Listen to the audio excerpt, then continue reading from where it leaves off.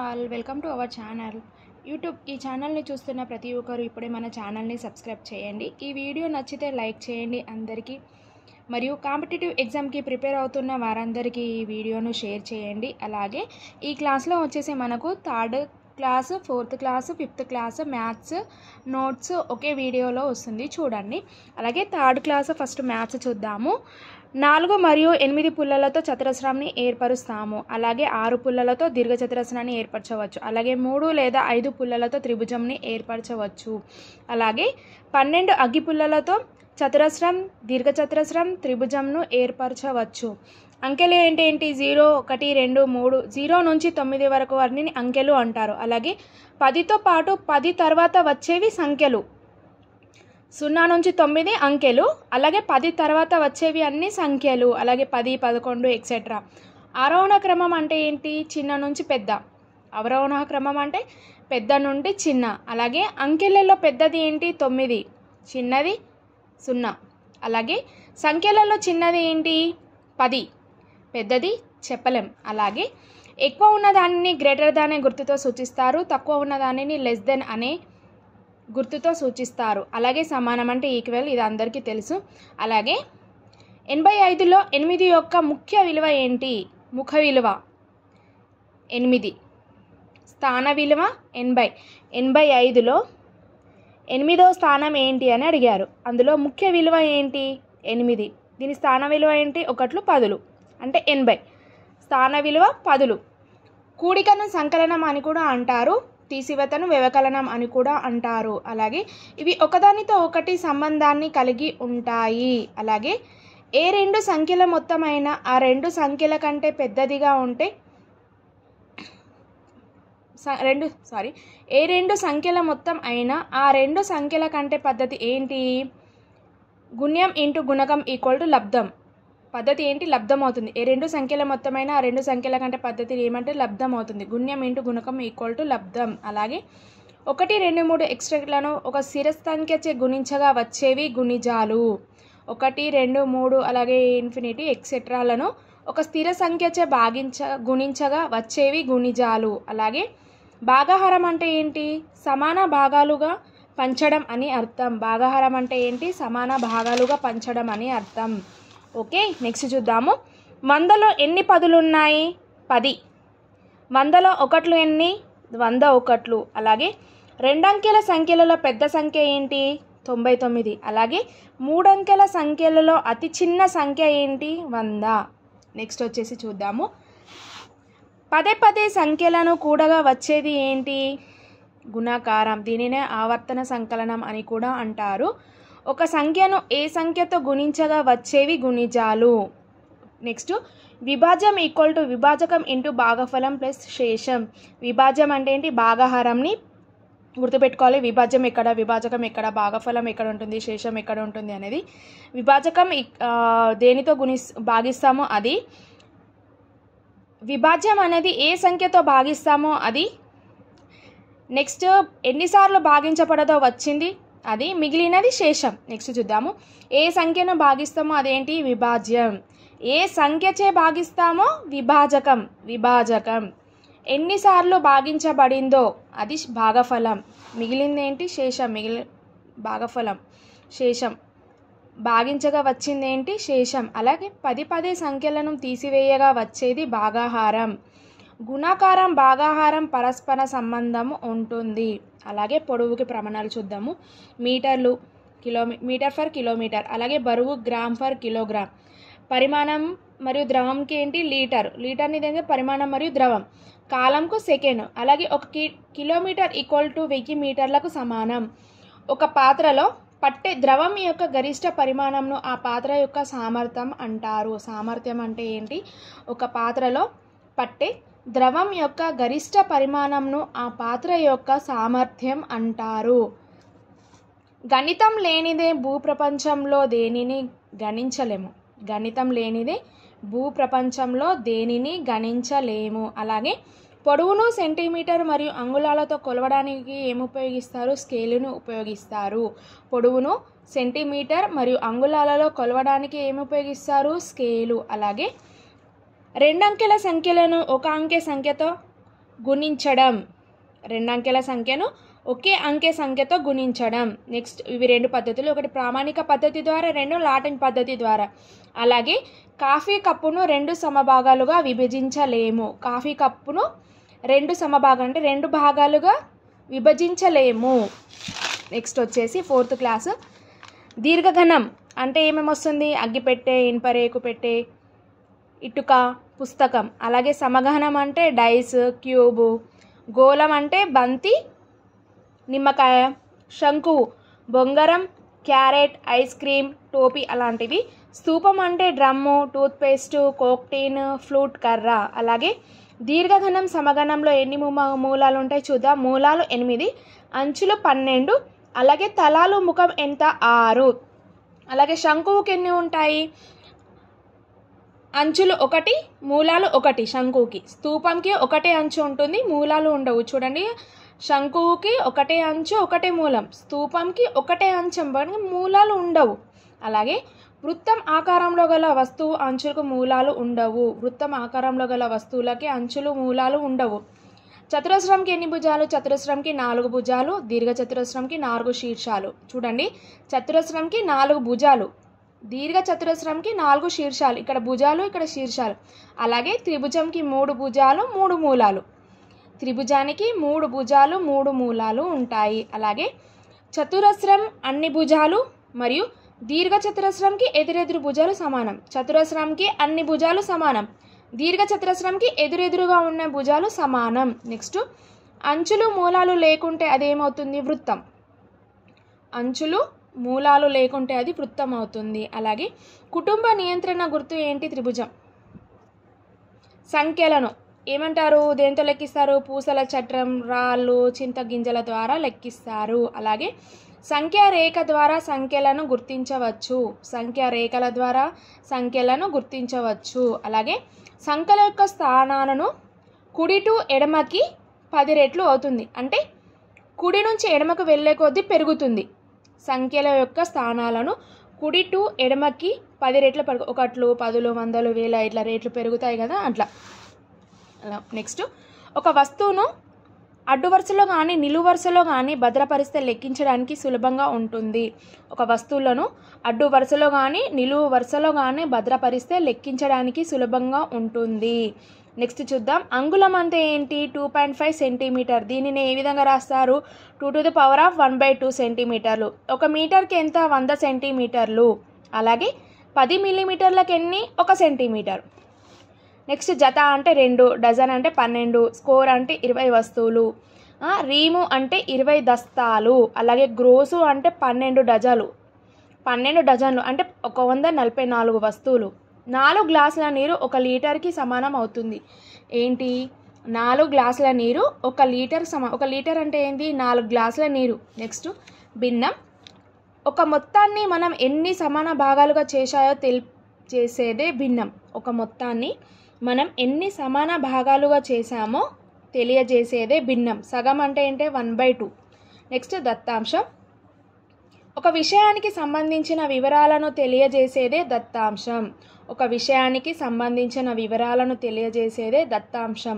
దత్తాంశంను సంఖ్యా రూపం ఆర్ సమాచార రూపంలో ఉండవచ్చు. దత్తాంశం ఏ విధంగా ఉంటుంది? సంఖ్యా రూపం లేకుంటే సమాచార రూపంలో ఉండవచ్చు. నెక్స్ట్ వర్గీకృత దత్తాంశం అంటే ఏంటి? 3 దత్తాంశాన్ని అవసరాలకు అనుగుణంగా విభజించి రాయడమే. వర్గీకృత దత్తాంశం అంటే ఏంటి? 3 దత్తాంశాన్ని అవసరాలకు అనుగుణంగా విభజించి రాయడమే. నెక్స్ట్ పౌనఃపున్యం. ఒక తరగతిలోని గణన చిహ్నాల మొత్తం పౌనఃపున్యం. పటచిత్రం అంటే ఏంటి? పటాల ద్వారా సూచించే చిత్రాలు. సంఖ్యా రూపంలో ఉన్న దత్తాంశాన్ని పటాల ద్వారా సూచించే చిత్రం. నెక్స్ట్ కమ్మీ రేఖ చిత్రం అంటే ఏంటి? దత్తాంశ విలువలను దీర్ఘ చతురస్రాకారంలో చూపడం. కమ్మీ రేఖ చిత్రం అంటే ఏంటి? అంటే దీంట్లో వెడల్పులు సమానంగా ఉంటాయి. దత్తాంశ విలువలను దీర్ఘ చతురస్రాకారంలో చూపడం. వైశాల్యం అంటే ఏంటి? సంవృత పటంచే ఆవరించున్నది. వైశాల్యం అంటే ఏంటి? సంవృత పటంచే ఆవరించున్నది.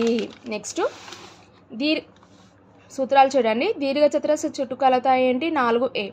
దీర్ఘచతురస్ర చుట్టుకొలత 2 × L+B పొడవు ప్లస్ వెడల్పు. దీర్ఘచతురస్ర చుట్టుకొలత 4A అంటే A అంటే భుజాలు. దీర్ఘచతురస్ర చుట్టుకొలత 2 × L+B. అలాగే సౌష్ఠవం వస్తువుల ఆకారానికి అందం తెచ్చే సమానత్వము లేదా క్రమత్వపు లక్షణం. సౌష్ఠవం అంటే ఏంటి? వస్తువుల ఆకారానికి అందం తెచ్చే సమత్వపు క్రమత్వపు లక్షణం. అలాగే సమబాహు త్రిభుజంలో ఎన్ని సౌష్ఠవాలు ఉంటాయి? 3 సౌష్ఠవాలు. అలాగే సమద్విబాహు త్రిభుజంలో 1, సమబాహు 3, సమద్వి 1 సౌష్ఠవాలు ఉంటాయి. n భుజాలు గల క్రమ బహుభుజి యొక్క సౌష్ఠవాల సంఖ్య nతో సూచిస్తారు. అలాగే గోదావరి నదిపై ఆదిలాబాద్ వద్ద రాయపట్నం బ్రిడ్జ్ ఉంటుంది. అది ఎంత? 863 మీటర్లు ఉంటుంది. గోదావరి నదిపై ఆదిలాబాద్ వద్ద రాయపట్నం బ్రిడ్జ్ ఎన్ని మీటర్లు? 863 మీటర్లు ఉంటుంది. నెక్స్ట్ ఇటుకకు ఉండే అంచులు మూలాల సంఖ్య ఎంత? 12. ఇవి ఓన్లీ డయాగ్రామ్స్ ఉన్నాయండి, నేను రాశాను చూడండి. సబ్బు పెట్టెకు ఉండే మూలాల సంఖ్య 6. అలాగే టూత్పేస్ట్ అంచుల సంఖ్య 12. సపోజ్ మనం బస్సు పై నుండి చూసినప్పుడు మనకి బస్సు ఏ విధంగా కనిపిస్తుంది? దీర్ఘ చతురస్ర ఆకారంలో కనిపిస్తుంది. సరే చూడండి, మీకు అర్థమవుతుంది. ఒక బాక్స్ తీసుకోండి, దాని ఎడ్జెస్లో ఉన్నవన్నీ మూలాలు, మళ్ళీ దానికి కిందికి ఇవన్నీ ఉంటాయి కదా, సైడ్స్కి ఉన్నవన్నీ అంచులు. చూడండి మీకు అర్థమైపోతుంది. ఇది ఎత్తు, ఇది మూలాలు, ఇవి తలం, ఈ మధ్యలో ఇది ఉంది కదా, ఇది అంచు. దేనైతే కలుపుతామో అదంతు. మూలాలు కలిసే చోటు అంచు. ఇవి మూలాలు కలుస్తున్నాయి కదా, ఇవి అంచులు. అంచులు కలిసే చోటు శీర్షం. శీర్షమే అంటే మూలం. మూలంకి ఇంకో పేరు ఏంటి? శీర్షం. అలాగే ప్రతిమను వస్తువు యొక్క ముఖం అంటారు. ముఖం ఇదే, మనం ప్రతిమను వస్తువు యొక్క ముఖం అంటారు. అలా నెక్స్ట్ 5th క్లాస్ చూద్దాము. 1, 2, 3 అంకెలను ఉపయోగిస్తూ ఏర్పడే 4 అంకెల సంఖ్యలు ఎంత? 4 × 3 × 2 × 1 = 24. అలాగే గుణాకార స్థిత్యంతర ధర్మం సూత్రం ఈక్వేషన్ చూడండి. A × B = B × A. A × B = B × A. ఏదైనా సంఖ్యను మరో సంఖ్యచే భాగించినప్పుడు శేషం 0 వస్తే అవి కారణాంకాలు. ఏదైనా సంఖ్యను మరో సంఖ్యచే భాగించినప్పుడు శేషం 0 వస్తే అవి కారణాంకాలు. సాంఖ్యక శాస్త్రం దత్తాంశ సేకరణ వ్యాఖ్యానాలతో కూడిన గణిత శాస్త్ర విభాగమే సాంఖ్యక శాస్త్రం. సాంఖ్యక శాస్త్రం అంటే ఏంటి? దత్తాంశ సేకరణలో వ్యాఖ్యానాలతో కూడిన గణిత శాస్త్ర విభాగమే. నెక్స్ట్ దత్తాంశం చూద్దాము. విచారణ చేసి సేకరించిన సమాచారమే దత్తాంశం. నెక్స్ట్ వృత్తరేఖ చిత్రాన్ని ఏమని అంటారు? కోణీయ రేఖా చిత్రం, చక్రీయ రేఖా చిత్రం అంటారు. పొడవుకు కొలవడానికి వాడే ప్రమాణం మీటర్. అలాగే 10 మిల్లీమీటర్లు = 1 సెంటీమీటర్. అలాగే 10 సెంటీమీటర్లు ఒక డెసి సెంటీమీటర్. 100 centimetre = 1 metre. అలాగే 1000 మీటర్లు = 1 కిలోమీటర్. 1 కిలోమీటర్లు = 110 మిల్లీమీటర్లు. నెక్స్ట్ 1 సెంటీమీటర్ = 10 మిల్లీమీటర్లు. 1 సెంటీమీటర్ = 10 మిల్లీమీటర్లు అయితే 1 మిల్లీమీటర్ = 1/10 ఆర్ 0.1 సెంటీమీటర్. అంటే మీటర్ను సెంటీమీటర్లుగా కన్వర్ట్ చేయడానికి ఉపయోగపడుతుంది. 1 కిలోమీటర్ = 1000 మీటర్లు. అలాగే చతురస్ర వైశాల్యం, దీర్ఘచతురస్ర వైశాల్యం చుట్టుకొలత చూద్దాము. చతురస్ర వైశాల్యం సూత్రంకి A², చుట్టుకొలతనేమో 4A. చతురస్రంకి ఏముంటుంది? 4 భుజాలు సమానంగా ఉంటాయి. దీర్ఘచతురస్రం వైశాల్యం LB, చుట్టుకొలత 2 × L+B. నెక్స్ట్ 90 డిగ్రీలు ఉంటే లంబకోణం, 0 డిగ్రీలు ఉంటే శూన్యం, 180 డిగ్రీలు ఉంటే సరళ కోణం, 360 డిగ్రీలు ఉంటే సంపూర్ణ కోణం. అలాగే 90 డిగ్రీస్ ఉంటే అధిక కోణం, <> ఉంటే అల్ప కోణం. ఓకే, పరావర్తన కోణం అంటే ఏంటి? 360 డిగ్రీల కన్నా తక్కువ, 180 డిగ్రీల కన్నా ఎక్కువ ఉంటే అది పరావర్తన కోణం. పరావర్తన కోణం అంటే ఏంటి? 360 డిగ్రీల కన్నా తక్కువ, 180 డిగ్రీల కన్నా ఎక్కువ ఉంటే అది పరావర్తన కోణం. నెక్స్ట్ ఒక పూర్తి భ్రమణం = 160 కిలోమీటర్లు. 1/4 = 90 కిలోమీటర్లు. అలాగే 1/2 అంటే 180 కిలోమీటర్లు. అంటే పావు, సగం. ఒకే ఉమ్మడి తొలి బిందువు కలిగిన 2 కిరణాలలో కోణం ఏర్పడుతుంది. అలాగే నెక్స్ట్ టాన్గ్రామ్ ఈక్వల్ టు చైనీయులు అంటే టాన్గ్రామ్ను చైనీయులను ఫజిల్ ద్వారా కనుక్కున్నారు. దీనిలో 7 భాగాలు ఉంటాయి. దీంట్లో 5 త్రిభుజాలు, 1 చతురస్రం, 1 సమాంతర చతుర్భుజం ఏర్పడింది. అలాగే పాచిక ఏ ఆకారంలో ఉంటుంది? పార్చిక దీర్ఘ ఘన ఆకారంలో ఉంటుంది. వృత్తంలోని మధ్య బిందువు ఏంటి? వృత్త కేంద్రం. వృత్త కేంద్రం టు ఆవరణ మధ్య ఉండే దూరం ఏంటి? వృత్త వ్యాసార్థం. వృత్తం కేంద్రం గుండా పోతూ వృత్తంపై అత్య బిందువులు ఉండే రేఖాఖండం ఏంటి? వృత్త వ్యాసం. వృత్త కేంద్రం నుండి వృత్తంపై అంత్య బిందువులు ఉండేదాన్ని రేఖాఖండం అంటారు. వృత్తంపై ఏదైనా 2 బిందువులు కలిసే రేఖాఖండం జ్యా. అలాగే వైశాల్యం ఏంటి? చదరపు యూనిట్లలో కొలుస్తారు. వృత్తం యొక్క వైశాల్యం చదరపు యూనిట్లలో కొలుస్తారు. Next 1 quintal equal to 100 kilogram. 1 kilogram equal to 1000 గ్రాములు. 1 గ్రామ్ ఈక్వల్ టు 1000 మిల్లీగ్రాములు. 1 లీటర్ ఈక్వల్ టు 1000 మిల్లీలీటర్లు. 1 డెకాలీటర్ ఈక్వల్ టు 10 లీటర్లు. నెక్స్ట్ ఇవన్నీ చూడండి, వీడియోలో మీకు అర్థమవుతుంది. ఏ బై బిని ఇప్పుడు భిన్నంని ఏ విధంగా చూస్తాము? లవము పైన ఏ, భిన్నం కింద ఉంటుంది. సజాతి భిన్నాలు సేమ్ హారాలు ఉంటాయి, సజాతి భిన్నాలు. అలాగే హారాలు డిఫరెంట్ ఉంటాయి, విజాతి భిన్నాలు. హారం కంటే లవం ఎక్కువగా ఉంటే క్రమ భిన్నం. హారం కంటే లవం ఎక్కువగా ఉంటే అపక్రమ భిన్నాలు. హారం కంటే లవం తక్కువ ఉంటే లవం తక్కువ ఉన్నది క్రమ భిన్నం, లవం ఎక్కువగా ఉన్నది అపక్రమ భిన్నం. అలాగే మిశ్రమ భిన్నాలు అంటే ఏంటి? ఒక పూర్ణ సంఖ్యకు మరియు క్రమ భిన్నం కలిగిన సంఖ్యలను మిశ్రమ భిన్నం అంటే ఒక పూర్ణ సంఖ్యకు మరియు క్రమ భిన్నం కలిగిన అంటే భిన్నాలు అంటే ఎట్లా ఉంటాయి? లవము హారం ఉంటాయి. మిశ్రమ భిన్నాలు అంటే హారంకి లవంకి మధ్యలో ఇంకో భిన్నం ఉంటుంది. 2చే శేషం లేకుండా భాగించే సంఖ్యలను సరి సంఖ్యలు అంటారు. 2చే నిశ్శేషంగా భాగించబడనివి బేసి సంఖ్యలు. 2చే నిశ్శేషంగా భాగించబడే సంఖ్యలన్నీవి 2 యొక్క గుణిజాలు. నెక్స్ట్ గుణిజం అంటే ఏంటి? ఒక సంఖ్యను ఏ సంఖ్యతో అయినా గుణించగా వచ్చే సంఖ్యను ఆ సంఖ్య యొక్క గుణిజం అంటారు. ఏ సంఖ్యతో అయితే గుణించగా వచ్చే సంఖ్యను ఆ సంఖ్య యొక్క గుణిజం అంటారు. ఏ 2 సంఖ్యలను గుణించగా వచ్చేది ఏంటి? లబ్ధం. ఆ సంఖ్యలు లబ్ధానికి కారణాంకం అవుతాయి. నెక్స్ట్ ఒక రేఖకు ఇరువైపులా సర్వసమానంగా ఉన్నట్టు పటాన్ని సౌష్ఠవాన్ని కలిగి ఉంటాయి. అలాగే బిందు సౌష్ఠవం అంటే చూద్దాము. ఒక పటంలో ఏదైనా ఒక బిందువు ఆ పటం యొక్క సరిహద్దు లాకుచు గీసిన ప్రతి రేఖాఖండం బిందువు వద్ద సమద్విఖండన అయితే గాని ఆ బిందువు 180 డిగ్రీల భ్రమణం చేయగా అది ఎలా మార్పు చెందిందో అదే బిందు సౌష్ఠవం. అంటే 180 డిగ్రీ దగ్గర ఒక బిందువు అది ఎలా భ్రమణం చెందిందో మార్పు చెందిందో అనేది బిందు సౌష్ఠవం. అలాగే నేను ఇంతకుముందు చెప్పాను కదా, సమబాహు త్రిభుజం సౌష్ఠాల సంఖ్య 3, సమద్విబాహు త్రిభుజం ఏమో 1. అలాగే మకాల్ పర్వత శిఖరం ఎత్తు ఎంత? 8485 మీటర్లు. అలాగే కాంచనగంగా ఎత్తు ఎంత? 8586 మీటర్లు. ఇవి టెక్స్ట్ బుక్ ప్రకారమే నేను రాశాను. గడియారంలో 5 గంటల వద్ద ఏర్పరచు కోణం ఎంత? 150 డిగ్రీస్. అలాగే గడియారంలో 11 గంటల వద్ద 330 డిగ్రీస్. అలాగే 1 కంటే ఎక్కువ సౌష్ఠాలు కలిగిన రేఖలు ఏంటి? I, O మరియు H. ఒక చతురస్రాకారం కాగితాన్ని 4 మడతలుగా మడిచినప్పుడు ఏర్పడే కోణం విలువ ఎంత? 45 డిగ్రీలు. ఒక చతురస్రాకార కాగితాన్ని 4 మడతలుగా మడిచినప్పుడు ఏర్పడే కోణం విలువ ఎంత? 45 డిగ్రీలు. అలాగే గోల్కొండ కోట గురించి ఇచ్చారు, టెక్స్ట్ బుక్లో చూడండి. 400 అడుగుల ఎత్తు గల బండారాలను నిర్మించారు గోల్కొండ కోటలో. గోల్కొండ కోట నుండి ఇది గొల్లకొండ నుండి నేమ్ వచ్చింది. గోల్కొండ ఏ నుండి వచ్చింది? గొల్లకొండ. ఇది గొర్రెల కాపరి కాండ అని అర్థము. గొల్లకొండ అంటే ఏంటి? గొర్రెల కాపరి కాండ అని అర్థము. దీంట్లో మళ్ళీ లోపలికి వెళ్తే ఫతే దర్వాజా గుండా లోపలికి ప్రవేశిస్తే, ఫతే దర్వాజా అంటే ఏంటి? విజయానికి గుర్తుగా ఉన్న గేటు.